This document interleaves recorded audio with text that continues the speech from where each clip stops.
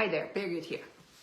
I would like to talk a little bit more about pasteurization. I mentioned that it is the law for us to have to pasteurize because our cheeses are not aged or ripened more than 60 days, so we do have to. I talked a little bit about flash and batch pasteurization.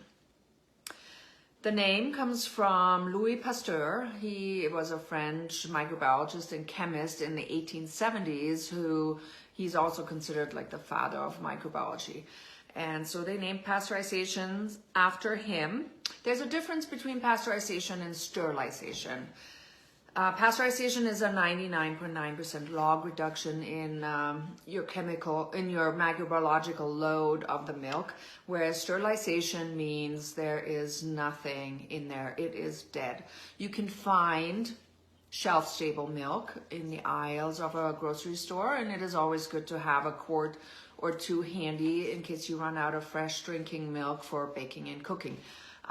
It has a cooked flavor, more of a caramel color, from that high heat, and of course the benefits are greatly reduced, but it does the trick for baking in case you need to go somewhere and bring a cake.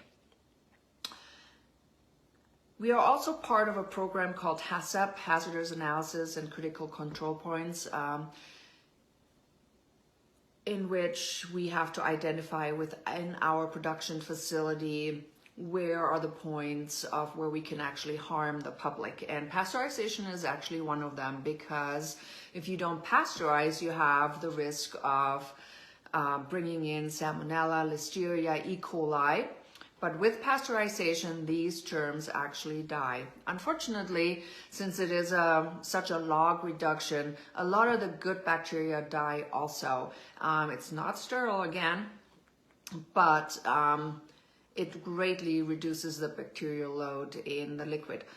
Now, for us as cheesemakers, that is not necessarily a bad thing, because it gives us a steady base, and then later on we introduce our own cultures, which is a nice word for bacteria and molds, and so we have kind of more of a consistency.